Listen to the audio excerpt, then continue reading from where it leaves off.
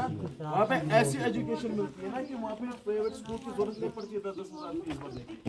अब ये छोटी बच्ची किस क्लास में बेटा पढ़ती है?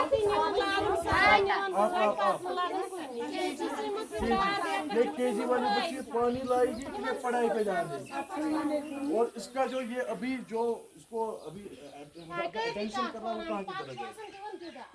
ये तो एक चीज मैं आप सबको बताना चाहता हूँ कि गलत तो आप सब लोग हो, उनके फादर है, उनकी मदर है, ये सारे गुना उन पे ही चढ़ते हैं जो कि आप लोग गलत इंसान को वोट करते हैं।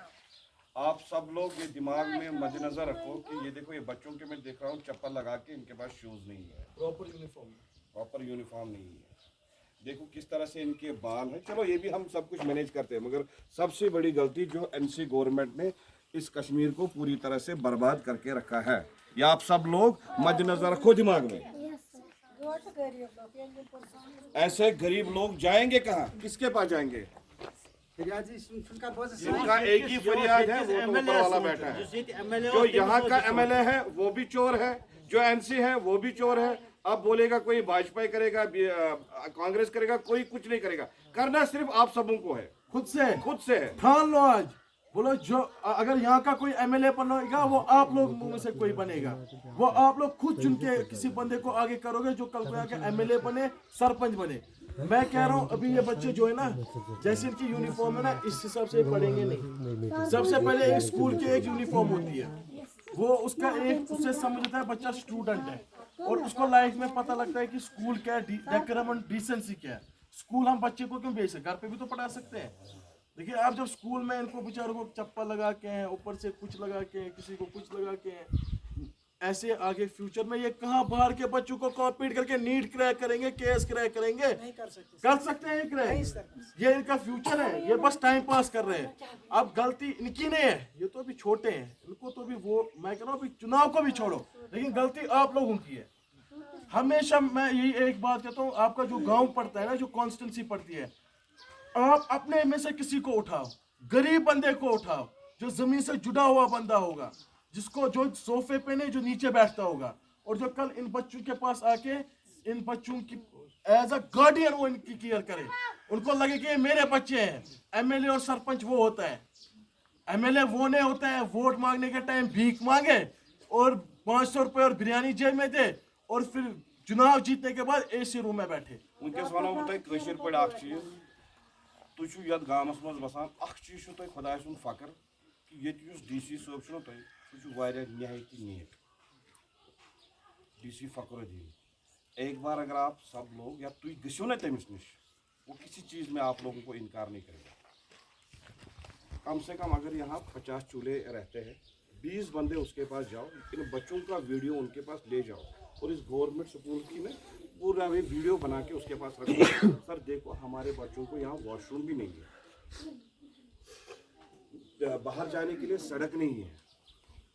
अगर यहाँ कोई बच्चा, कोई बुजुर्ग रात को बीमार पड़ेगा तो वो घर में ही मर जाएगा। ये है ना, ये चीज़ें आप लोगों को याद करनी है। देखो हमारे पास, हम ना आपके पास आए अभी वोट के लिए, ना ही किसी चीज़ के लिए, बस हमारे पास एक इंफॉर्मेशन आ गई कि इस गांव में नज़र मारो, यहाँ देखो यहाँ की सिचुएशन क्या, ये हालात ये हालात बद से भी बदतर है ना, एक्सट्रीम।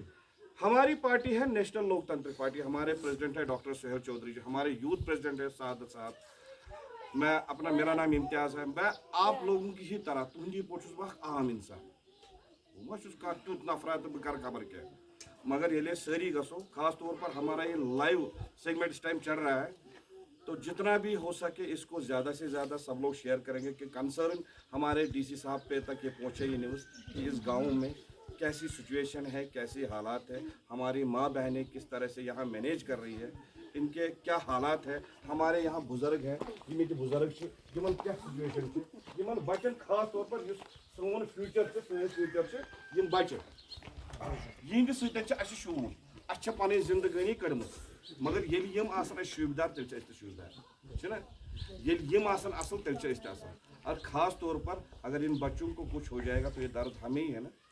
मगर ये चीज़ें आप लोग रखो ना याद, हमें वोट को किसी को सपोर्ट नहीं करा, गलत इंसान को मत सपोर्ट करो, उस इंसान को चुनो जो आपका ये भविष्य ठीक करे। मत दे दो किसी को वोट ही, जरूरत ही नहीं है। अपने कंसर्न डीसी साहब के पास जाओ। मैं नहीं बोलूंगा कि हमारी पार्टी नेशनल लोकतांत्रिक पार्टी हम आप लोगों को अभी से आए वोट करने के लिए, नहीं, ये छोड़ो ये बातें, मगर अपने कंसर्न डिपार्टमेंट के पास जाओ। मारने वाला सिर्फ अल्लाह ताला है। बिजली क्या कहते हैं, जल शक्ति वाले यहाँ पानी नहीं। 3 महीने से मैं सुन रहा हूँ इस बच्ची के मुंह से कि यहाँ पानी नहीं है। वो यास्ट बिचर बुद्ध छलान से ही त्राण त्यास नहीं करा बिचर। तो यहाँ के जो टीचर है ये बेचारे क्या करेंगे?